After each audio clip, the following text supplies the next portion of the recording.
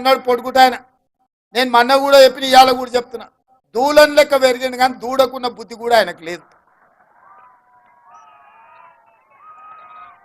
ఎందుకంటే చర్చ చేద్దామంటుండు, రమ్మన్నప్పుడేమో రాడు, అసెంబ్లీలో మైక్ ఇస్తేనేమో చెప్పడు.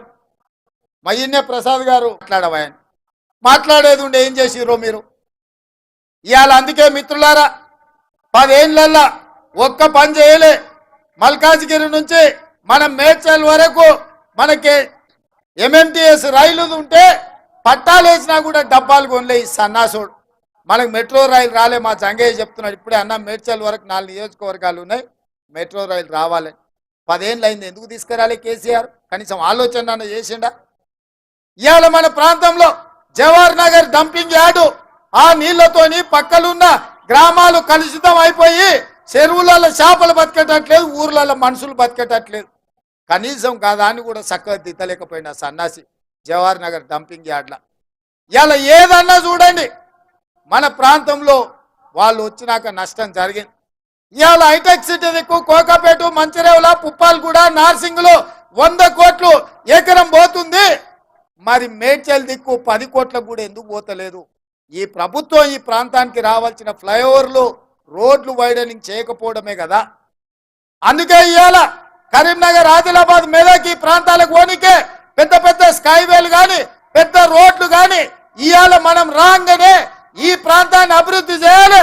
మనం కూడా కోకాపేటలో ఎట్లయితే 100 కోట్లకు ఎకరం భూమి పోతుందో మన ప్రాంతంలో కూడా ఐటీ ప్రాజెక్టులు రావాలి, ఐటీ కంపెనీలు రావాలి, మన భూముల విలువ పెరగాలి, మనం బాగుపడాలి.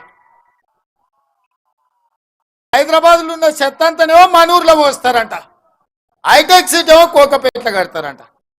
మరి ఈ మేడ్చల్ ప్రాంతం ఏం పాపం చేసిందా? ఈ ప్రాంతం అభివృద్ధి చెందుందా? హైదరాబాద్ నగరానికి నలుదిక్కుల అభివృద్ధి రావద్దా? ఆయన కాంగ్రెస్ ఉన్నప్పుడే కదా ఔటర్ రింగ్ రోడ్ కట్టింది, హైటెక్ సిటీ తెచ్చింది, లేకపోతే అంతర్జాతీయ ఎయిర్పోర్ట్ కట్టింది. జీనోమ్ వ్యాలీ మనం ఉన్నప్పుడే కదా వచ్చింది తుర్కపల్లిలో.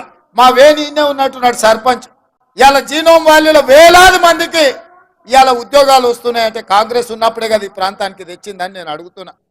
ఇవాళ ఈ ప్రాంతం అభివృద్ధి చెందడానికి, ఈ ప్రాంతంలో తాగడానికి గోదావరి జలాలు రావడానికి కాంగ్రెస్ పార్టీ కాదా?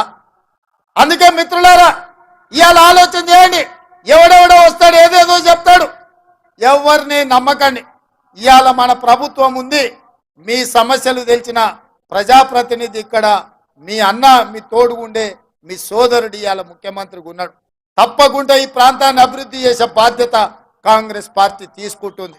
ఈ ప్రాంతానికి ఏమేం కావాలో లెక్క రాసుకొని బరాబర్ మీకు మంజూరు చేసి ఈ ప్రాంతాన్ని అభివృద్ధి చేసే బాధ్యత మేము తీసుకుంటామని నేను చెప్పదలుచుకున్నా. అందుకే మిత్రులారా, రాబోయే ఎన్నికల్లో మీరు ఆలోచన చేయండి. ఇవాళ రాష్ట్ర ప్రభుత్వమే కాదు, పార్లమెంటులో 14 మంది మన కాంగ్రెస్ వాళ్ళు ఉంటే ఎవరున్నా ప్రభుత్వం, పొత్తుల ప్రభుత్వం మనమే వస్తుంది. ఇవాళ మోడీ 400 సీట్లు వస్తాయి అంటుండు. 400 సీట్లు వస్తే పొత్తు పెట్టుకొని చంద్రబాబు నాయుడు ఎందుకు? ఒరిస్సాలో నవీన్ పట్నాయక్